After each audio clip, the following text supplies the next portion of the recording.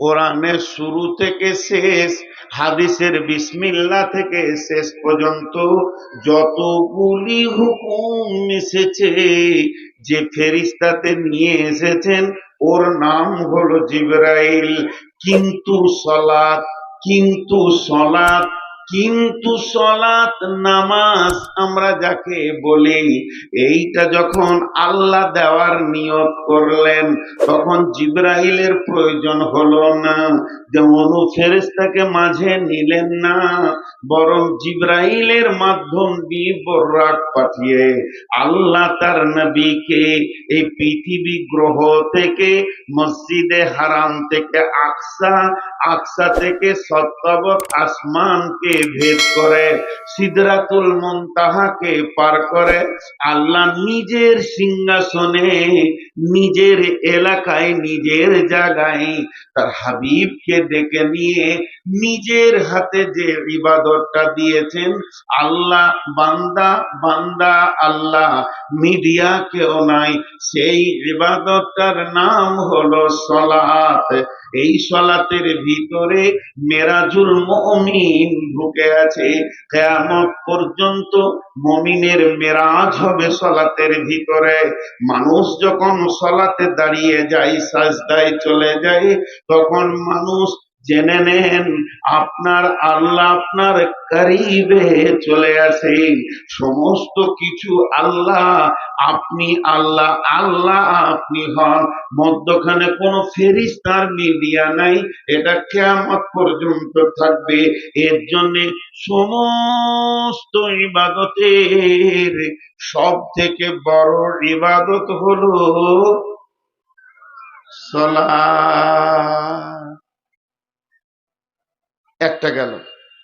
তাহলে নামাজের ক্ষেত্রে ওয়াক্ত চলে এলে ও দামি হয়ে গেল। এবার চলেন, তাহলে কি হজটা খারাপ? লে মজা, হজটা কি খারাপ? হজও বড় ইবাদত, যাদের টাকা আছে তার জন্য। এর যুক্তি কি? আল্লাহ তাবারাক ওয়া তাআলা গোটা কোরআনে 114টি সূরা দিয়েছেন। আল্লাহ তাবারাক ওয়া তাআলা গোটা কোরআনে 114টি সূরা দিয়েছেন। সলাতের নামে সূরা নাই, রোজার নামে সূরা নাই, যাকাতের নামে কোনো সূরা নাই, শুধু একটি সূরা পার্টিকুলার হজের উপরে আল্লাহ বর্ণনা করেছেন। সূরাটার নামই রেখেছেন সূরাতুল হজ।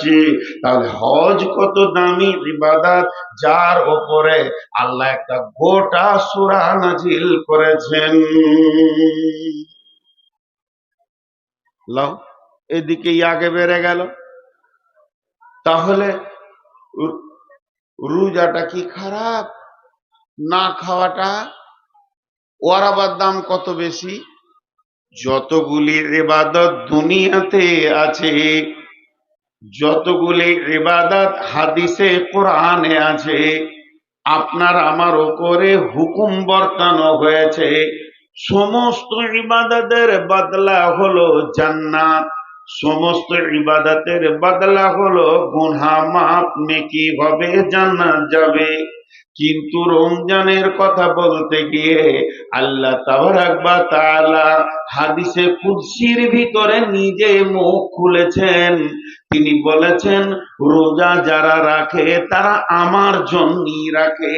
পৃথিবীতে যত ইবাদত এসেছে সমস্ত ইবাদতের একটা লিক আছে, যদি কেউ ওই লিকটা করে দেয় ইবাদতটা কবুল হবে না। সেই লিকটা হলো লোক দেখানি, রিয়া করে মানুষকে দেখিয়ে নামাজ পড়লে কবুল হবে না, হজ করলে কবুল হবে না, দান করলে কবুল হবে না। কিন্তু রোজা এমন একটি ইবাদত, এটা হাজার চেষ্টা করলেও কেউ লোক দেখানি করে না, এটা লোক দেখানি হয় না। আল্লাহ এমন করে বানিয়েছেন, কোন দিকই এর অপশন নাই, সুযোগ নাই যেটা লোক দেখানি করা হয়। আল্লাহ বলছেন যে রোজা রাখবে তার জন্য জান্নাত, তার জন্য ক্ষমা, তার জন্য জাহান্নাম থেকে মুক্তি। এত লম্বা কথা না বলে আল্লাহ নিজেই বলছেন রোজার বদলা আমি আল্লাহ নিজে, যে রোজা রাখবে সে আমাকে পেয়ে যাবে। তাহলে আমি কি বললাম, এক একটা এক একটা ক্ষেত্রে এক একটা উপর দিকে আগে বেড়ে গেছে। এটা উদাহরণ দেব, শুনে মজা লাগবে। উদাহরণটা কি, একটা রুগী গেছে ডাক্তারখানা, তোমার চোখের সমস্যা, চোখের সমস্যাটা ডাক্তার ওকে টেবিলে শুয়ে দে, চোখ দেখছে, ছানি পড়েছে, পর্দা হয়েছে, পর্দাটা তুলতে হবে, চোখের যত্ন করেন। ডাক্তার কথা বলতেই আছে বলতেই আছে বলতেই আছে, যাতে রুগীর দিলে এটা ঢুকে যায়। চোখ অমূল্য সম্পদ, চোখে কিছু পড়ে যেন না যায়, সাবধানতা অবলম্বন করবেন, ঠান্ডা না লাগে, ছানিটা তুলতে হবে, পর্দাটা তুলতে হবে, চোখে ভালো দেখবেন, চোখের দিকে খেয়াল রাখেন, চোখের যত্ন করেন, বেশি এই জিনিসগুলো খেয়েন না, বয়স হয়েছে, চোখ লোক পাবে। তখন ওই রুগীটা বলছে তাহলে আমার কিডনি দুটো কেটে ফেলে দেন। ডাক্তার বলেছে যে তোর কিডনিটা দরকার নেই। তো এক একটা ক্ষেত্রে একটা ইবাদত আগে দিকে বেড়ে যায়। এখন আমি যে বিষয়টা ধরেছি ওখানে চলে এসেছি, ওই কথাই এবার শুরু হয়ে গেল। সেটা কি, জান্নাতে যতজন যাবে, জান্নাতে যতজন যাবে, জাহান্নামের কথাটা বাদ দেন। মুমিন যাবে জান্নাতে, মুত্তাকি যাবে জান্নাতে, শহীদ যাবে জান্নাতে, সলেহীন যাবে জান্নাতে, যারা সবির তারা যাবে জান্নাতে, যারা হেদায়েত প্রাপ্ত হেদায়েতে আছে, মুহতাদুন হাদি, এরা যাবে জান্নাতে। তাহলে জান্নাতে যাওয়ার ব্যাপারে কোরআন বলেছেন উলাইকা হুমুল মুফলিহুন, উলাইকা হুমুল ফাইজুন, উলাইকা হুমুল মুহতাদুন, উলাইকা আলা হুদাম মির রাব্বিহিম ওয়া উলাইকা হুমুল মুহতাদুন, উলাইকা আলাইহিম সালাওয়াতুম মির রাব্বিহিম ওয়া রাহমা। আবার আছে উলাইকা আলা হুদাম মির রাব্বিহিম ওয়া উলাইকা হুমুল মুফলিহুন। এই যে কথাগুলো আল্লাহ ব্যবহার করেছেন, এগুলো জান্নাতীদের জন্য ব্যবহার করেছেন। এই এই এই এই গুণ যাদের পৃথিবীতে থাকবে, এই এই এই এই এই আমলগুলো যারা পৃথিবীতে করবে, তারা জান্নাতে যাবে, তারা নিশ্চিত থাকবে, তাদের কোনো টেনশন হবে না। এতগুলো বলা সম্ভব নয়, আজকে একটা ধরেছি, একটা, মুত্তাকি। মুত্তাকি, মুত্তাকিরা জান্নাতে যাবে। কেমনে জান্নাতে যাবে মুত্তাকি? জি ভাই, মুত্তাকি কিভাবে জান্নাতে যাবে? আমি মমিনের কথাটা জমার খাতায় রেখে দিলাম, সবগুলো বাদ দিয়ে মুত্তাকিদের কথা বললাম। মুত্তাকিদেরকে আল্লাহ স্পেশাল করলেন। কেন করলেন? দুটি কথাতে বুঝতে পারবেন মুত্তাকিদের দাম। বিসমিল্লাহির রহমানির রহিম। ইন্নাল মুত্তাকিনা ফি যিলালিন ওয়া উয়ুন ওয়া ফাওয়াকিহা মিম্মা ইয়াশতাহুন কুলু ওয়াশরাবু হানিয়াম বিমা কুনতুম তা'মালুন ইন্নাকা যালিকা নাজিজিল মুহসিনিন। আল্লাহ তাবারাক ওয়া তাআলা বলছেন, হে বিশ্ববাসী রে, হাওড়া থেকে যতগুলি ট্রেন দিল্লি যায়, সব ট্রেনে খাবার পাবেন না, কিন্তু শতাব্দীতে যান, বন্দে ভারতে যান, রাজধানীতে যান, টিকিটের সঙ্গে আপনার খাবার অ্যাড করে আছে। আপনি যাবেন, চা পাবেন, খাবার পাবেন, নাস্তা পাবেন। তো আল্লাহ তাবারাক ওয়া তাআলা বলছেন, এই পৃথিবী থেকে যতজন মরার পর জান্নাতে যাবে, তারা জান্নাতে পৌঁছাবে, জান্নাতে আনন্দ ভোগ করবে। কিন্তু শুনে নাও, সবাই জান্নাতে গিয়ে আনন্দের মুখ দেখবে, কিন্তু মুত্তাকি যারা হবে তারা মরার পর থেকে চলতে থাকবে, চলতে থাকবে, দীর্ঘ লম্বা রাস্তা, কবর, কবরের পর হাসর, হাসরের পর পুলসেরাত, তারপরে জান্নাত। এই মুত্তাকিরা স্পেশাল কোটার আমার কাছে যাত্রী। ইন্নালিল মুত্তাকিনা ফি দিলালিন ওয়া উয়ুন, ইন্নাল মুত্তাকিনা ফি দিলালিন ওয়া উয়ুন ওয়া ফাওয়াকিহা মিম্মা ইয়াশতাহুন। মুত্তাকি যারা হবে তারা ছায়ার ভিতরে থাকবে এবং তাদের সামনে কুলকুল কুলকুল করে নদী বইতে থাকবে, আর তাদের সামনে ফল ফ্রুটের সাথে সম্ভার থাকবে, তারা খেতে থাকবে, আগাতে থাকবে। অর্থাৎ মুত্তাকিরা স্পেশাল কোটার যাত্রী হয়ে জান্নাতে যাবে। সূরা নাবাতে আল্লাহ বলছেন, বিসমিল্লাহির রহমানির রহিম, ইন্নালিল মুত্তাকিনা মাফাজা।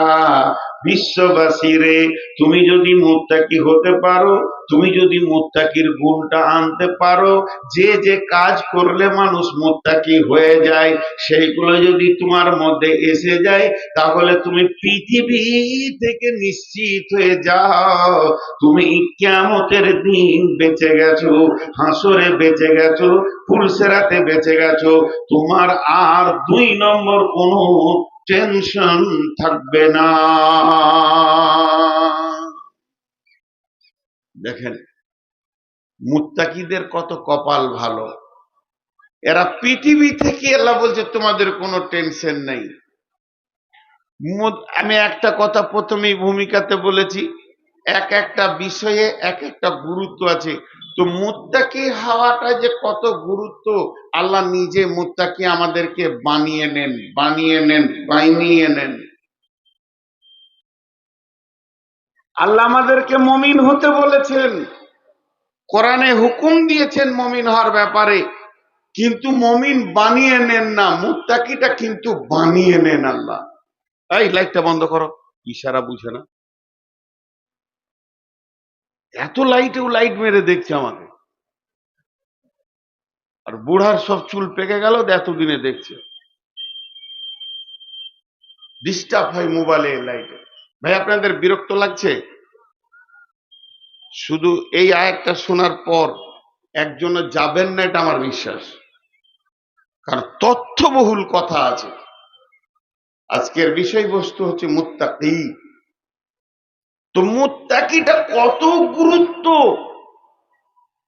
আল্লাহ আমাদেরকে বানিয়ে নেন, আমরা হব না, আল্লাহ হবে। কেমন? একটা উদাহরণ দিই। প্রাইমারি স্কুলে পড়াশোনা, হাই স্কুল, কলেজ, ইউনিভার্সিটিতে পড়াশোনা,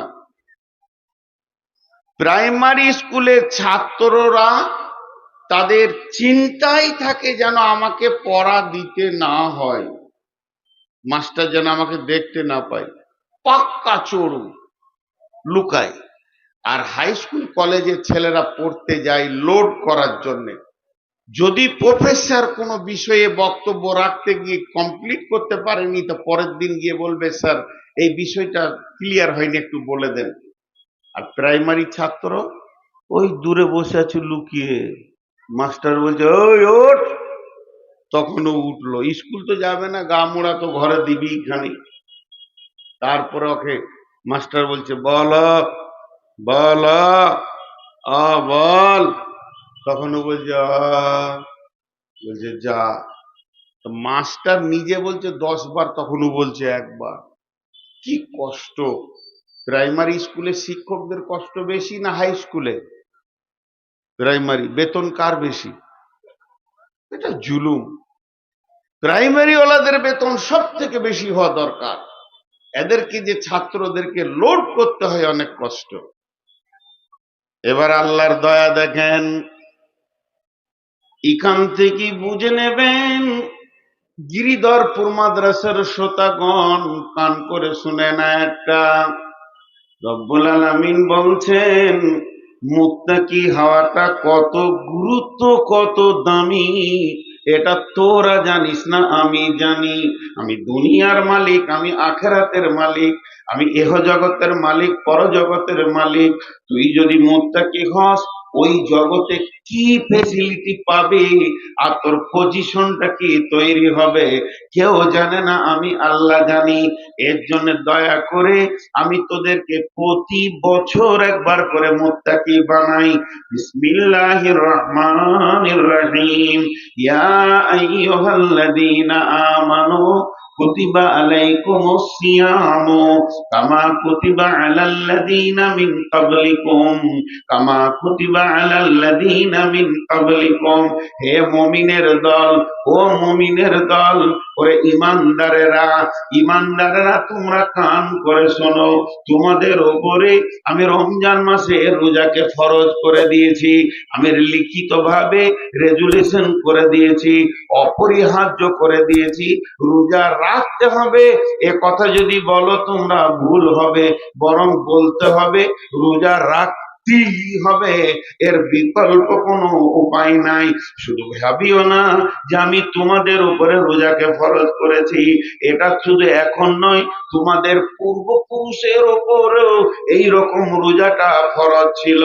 আমি তোমাদেরকে রোজা নামে একটা ইবাদত দিলাম, প্রতি বছর রোলিং করে করে করে করে করে করে একটা মাস আসবে, ওই মাসে রোজা রাখতে হবে।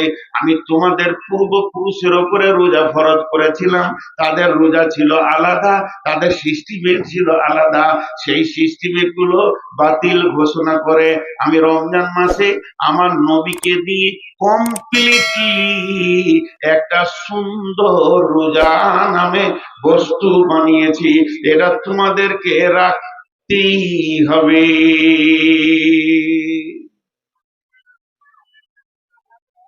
প্রশ্ন করি, বুঝে আসছে না আল্লাহর কাছে?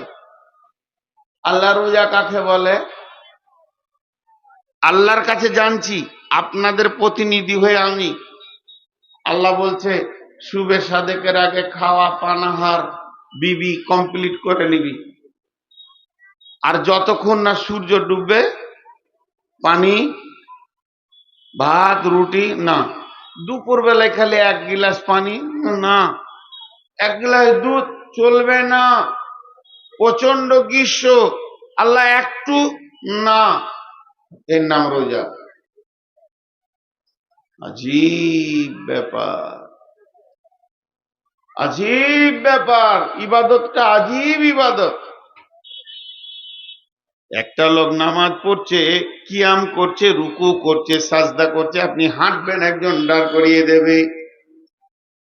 দেখা যাচ্ছে লোকটা নামাজ পড়ছে, সে যখন দাঁড়ালো আল্লাহর কাছে, সামনে গিয়ে দাঁড়ালো, গোলামের মতো হয়ে দাঁড়ালো, রুকু করলো, সে নিজেকে মাথা নামা করলো, সাজদা করলো তো নিজেকে সারেন্ডার করলো। তার উঠা বসা দেখে মনে হবে যে হ্যাঁ গোলাম আল্লাহর কাছে নত হয়েছে। বন্ধুরা আমার, চলেন একটা লোক জাকাত দিচ্ছে, তাহলে বোঝা যাবে যে লোকটা তার মালকে সাফ করছে। আল্লাহ যে পার্সেন্টেজটা বলেছেন ওটা বের করে দিয়ে মালকে পাক করছে। এই ইবাদতটাও বোঝা গেল, কারণও বোঝা গেল। একে মুসল্লি বলা হবে, ওকে দাতা বলা হবে। ই হবে মুসাল্লি, ও হবে দাতা। এরপরে চলেন, একটা লোক কালেমা পড়লো, এখন অন্য জাতি ছিল, আশহাদু আল্লা ইলাহা ইল্লাল্লাহু ওয়া আশহাদু আন্না মুহাম্মাদান আবদুহু ওয়া রাসূলুহু। বোঝা গেল লোকটা বেঈমান ছিল, ঈমানে ঢুকে গেল, এখন ওকে ঈমানদার বলা হবে। এরপরে চলেন, একটা লোক হজে যাচ্ছে, লাব্বাইক আল্লাহুম্মা লাব্বাইক, লাব্বাইক লা শারীকা লাকা লাব্বাইক, ইন্নাল হামদা ওয়ান নি'মাতা লাকা ওয়াল মুলক লা শারীকা লাক। সে যে আল্লাহর কাছে তার আল্লাহর ডাকে সে সারা দিতে চলেছে, সারা গাঁওয়ালা এলাকাওয়ালা প্রতিবেশী সবাই জানবে এই লোকটি অর্থ খরচা করে আল্লাহর ডাকে সারা দিতে চলেছে। তাহলে চারটা ইবাদত তো বুঝে আসলো। রোজা, রোজাতে কিয়াম নাই, রোজাতে রুকু নাই, রোজাতে সাজদা নাই, রোজাতে কিছুই নাই, অথচ খাবি না। এর ভিতরে কোন কারিশমা লুকানো আছে?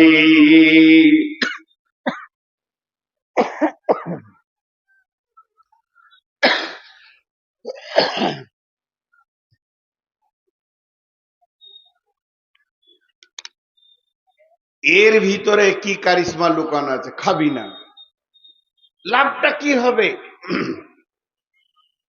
জি ভাই, একটা কথা প্রশ্ন রাখছি আপনাদের কাছে। আমি যখন প্রথম আসলাম, কমিটির লোক আমাকে নিয়ে গিয়ে একটা ঘরে গেল, বলে না নাস্তা খান, খাবো না। চা খান, খাবো না। একটু টিফিন করেন, খাবো না। তো ভাত খান, আচ্ছা খাবো, পরে খাবো। এই খান খানটা হচ্ছে মহব্বতের প্রতীক। সন্তান না খেলে মা পেরেশান হয়ে যায়। আর আল্লাহর দাবি, সমস্ত মায়ের থেকে আমার মহব্বত গোলামের উপরে বেশি, অথচ সেই আল্লাহ বলছে খাবি না। আল্লাহর দাবিটা সত্য, আল্লাহর দাবি সত্য, আল্লাহর মহব্বত মায়ের থেকে বেশি, এটা একবার সত্য নয়, লাখো বার সত্য। কিন্তু খাওয়ার ময়দানে দেখছি খবরদার না।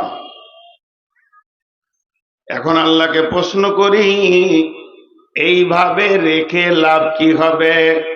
আল্লাহ উত্তরে বলছেন ওই আয়াতের শেষে, লাআল্লাকুম তাত্তাকুন, লাআল্লাকুম তাত্তাকুন, লাআল্লাকুম তাত্তাকুন।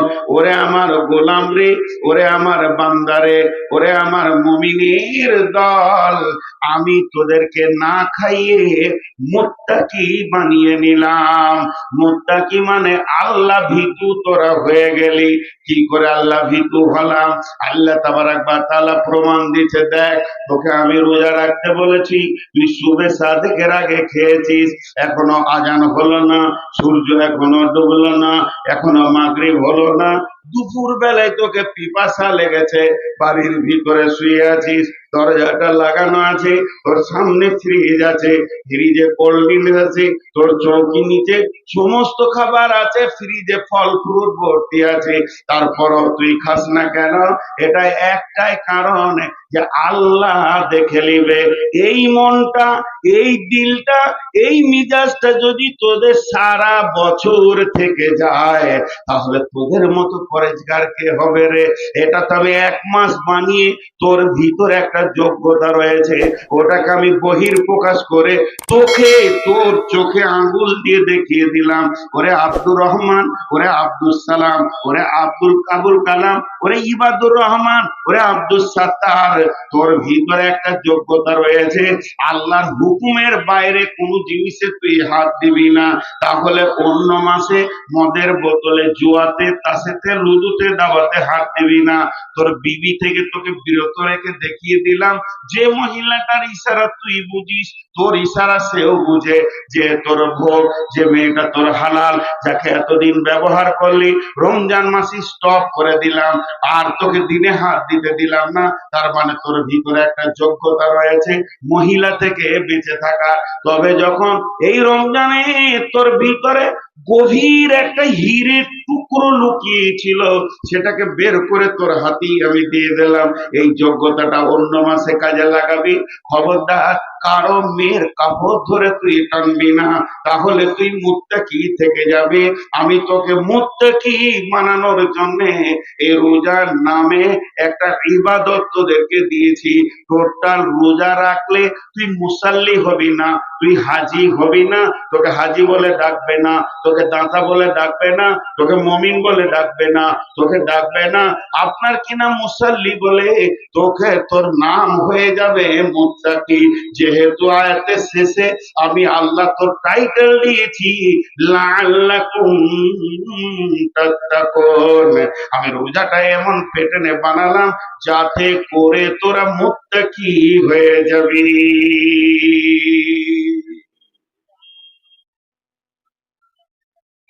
দেখেন,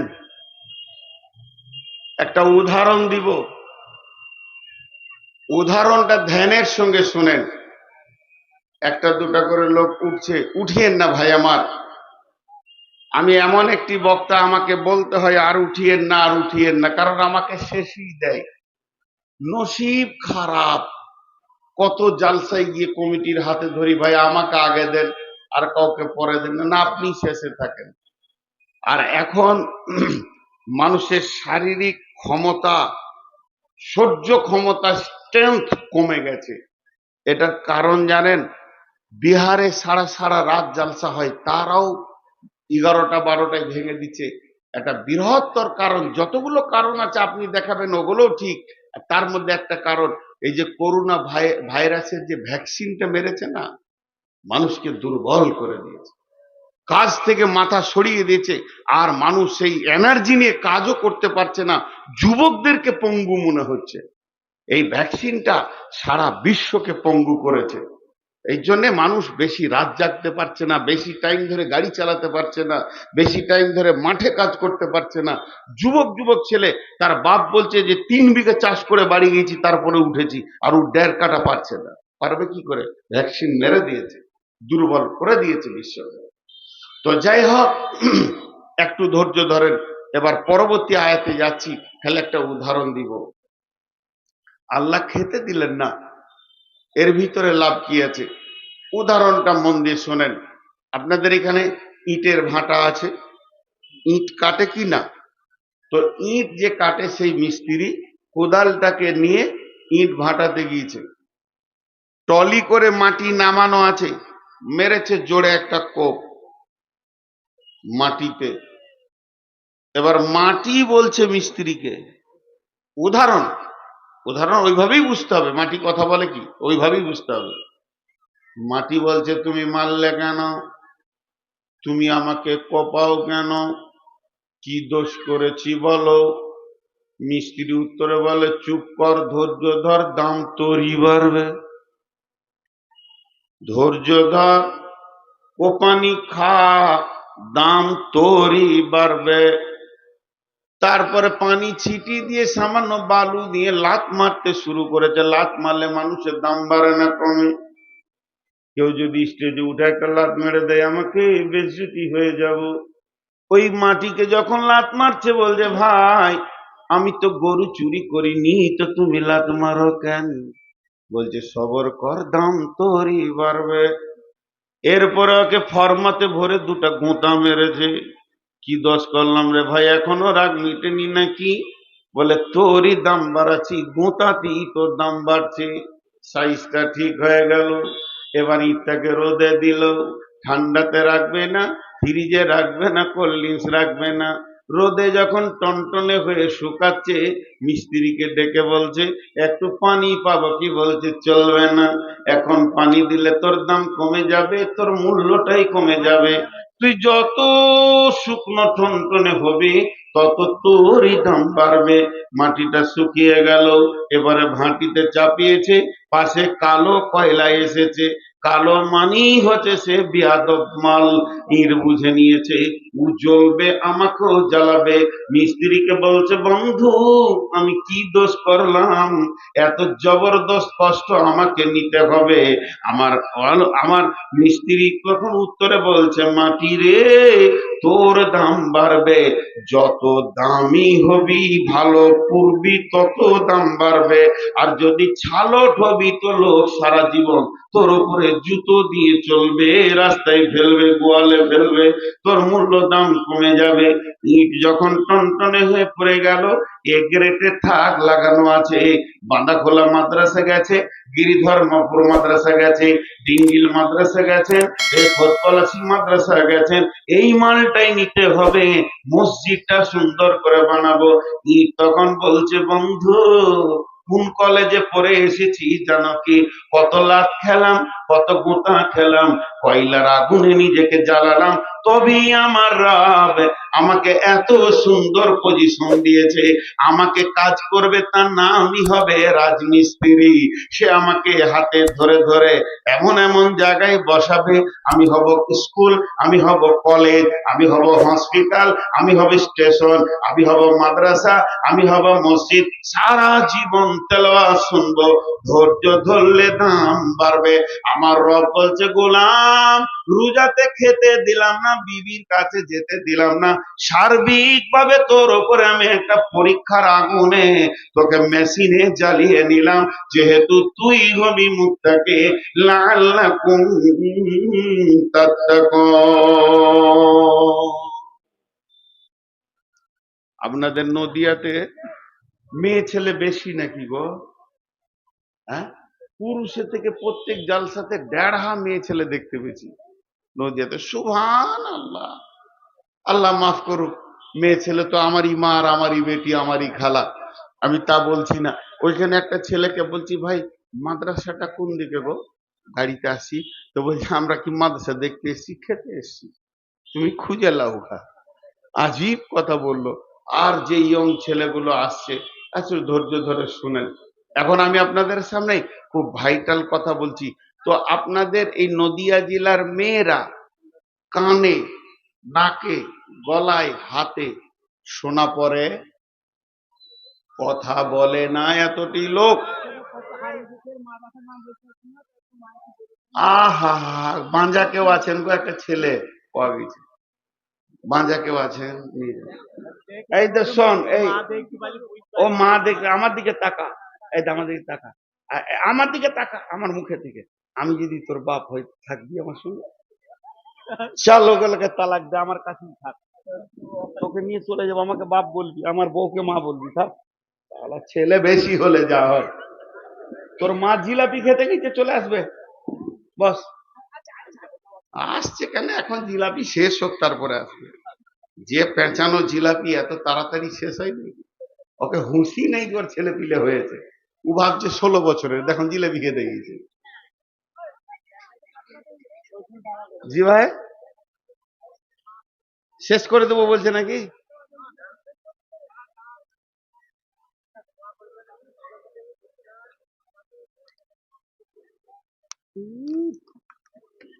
হাত তুলে দোয়া আমি করি না, চুপচাপ যে দিয়েছে নাম করতে হবে না, আল্লাহর কাছে পেয়ে যাবে। আচ্ছা, হচ্ছে পরে। তো এখানকার মেয়েরা সোনা পরে না, একজনা সোনা পরে না, গয়না পরে। সোনা নাকে কানে নেওয়া যায় না। 2 ভরি সোনার দাম কত? 1,40,000, 60,000। আর বানি নিবে আরো 10,000, 12,000, 2 লাখের কাছাকাছি ধাক্কা। গলার হারটা 2 ভরি বানিয়ে নিয়ে এসে একবার ভাবিকে দিয়ে দেখেন, মুখটা বেঁকা থাকলে মুখটা বেঁকে যাবে। তার কারণ সোনার কোনো মূল্য নাই, মূল্য হচ্ছে গয়নার।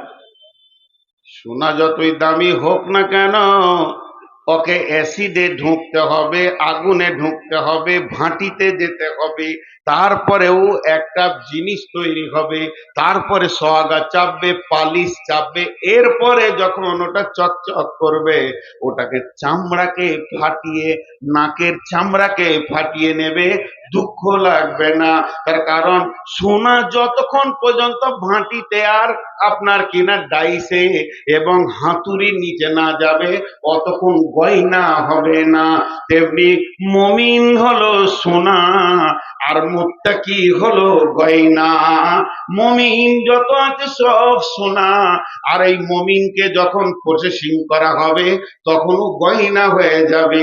তো আল্লাহ তাবারাক ওয়া তাআলা বলছেন এই মুত্তাকিদের জন্য, ইন্নালিল মুত্তাকিনা মাফাজা, তোমরা যদি মুত্তাকি হতে পারো তো কঠিন কিয়ামতের দিনে তোমরা বেঁচে যাবে এবং তোমরাই জান্নাতে জায়গা দখল করবে।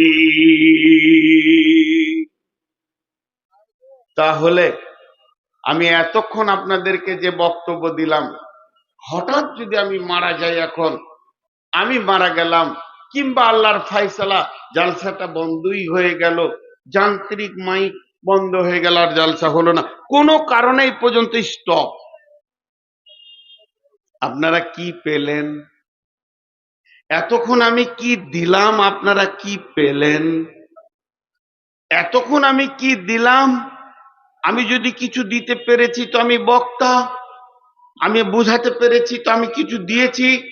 আপনারা যদি কিছু পেয়েছেন তাহলে আপনাদের বসে থাকার স্বার্থ আছে, যদি কিছুই না পান তাহলে ফালতু বসে বসে সময় কাটাচ্ছেন। তাহলে আমি এতক্ষণ কি দিলাম আর কি পেলেন তা টোটালটা 30 সেকেন্ডে বলছি, টোটালটা সেটা কি? মুত্তাকিরা হাসতে হাসতে জান্নাতে যাবে।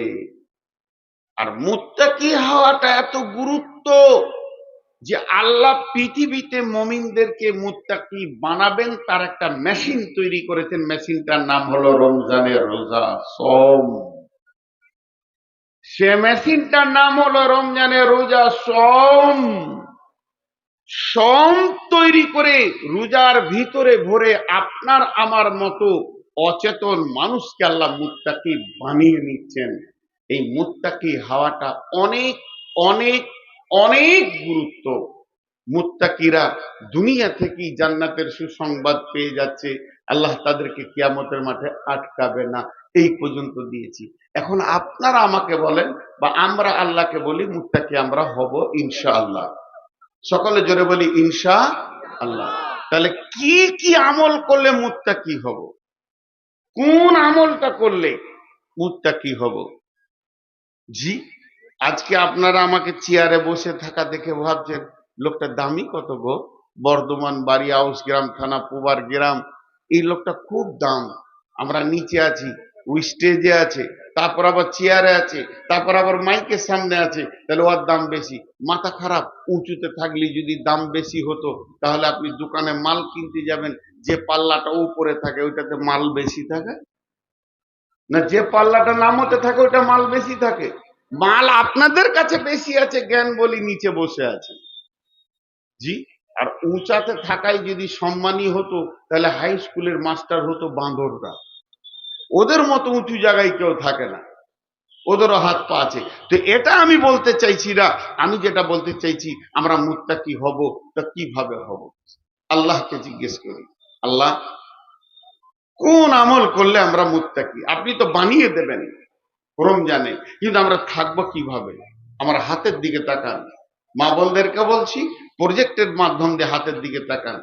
বিসমিল্লাহির রহমানির রহিম। লাইসাল বিররা আন তুওয়াল্লু উজুহাকুম কিবালাল মাশরিকি ওয়াল মাগরিবি ওয়ালাকিন্নাল বিররা মান আমানা বিল্লাহি ওয়াল ইয়াউমিল আখিরি ওয়াল মালাইকাতি ওয়াল কিতাবি ওয়ান নাবিয়্যিন وآتى المال على حبه ذوي القربى واليتامى والمساكين وابن السبيل والسائلين وفي الركاب وأقام الصلاة وآتى الزكاة والموفون بعهدهم إذا عاهدوا والصابرين في البأساء والضراء وحين البأس أولئك الذين صدقوا وأولئك هم المتقون।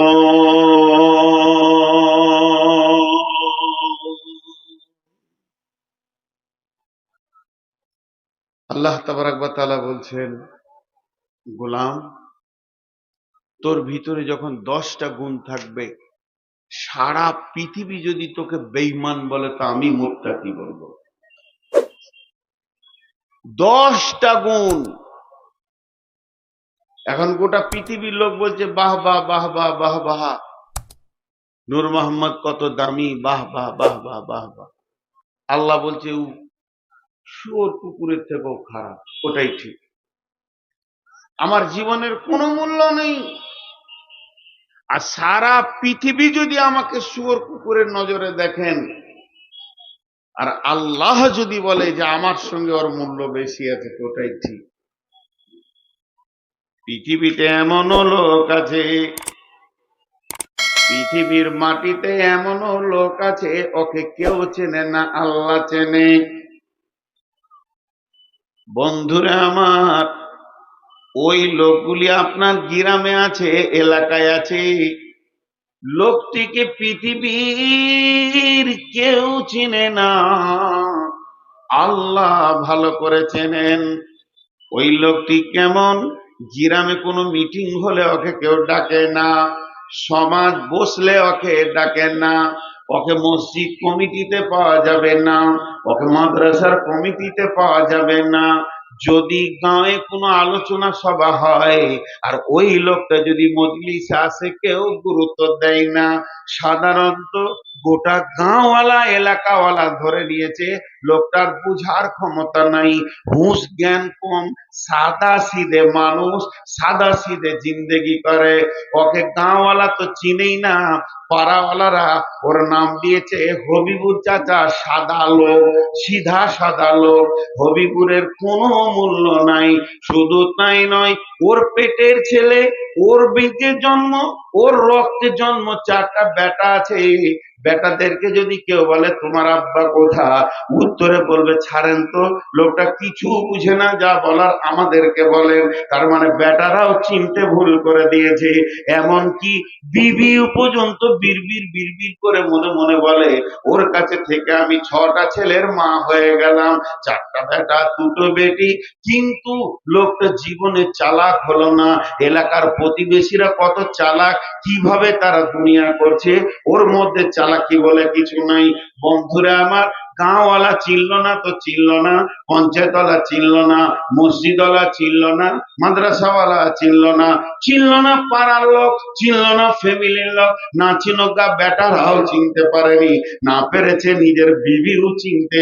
লোকটা সাদা সিধে জিন্দেগি করে।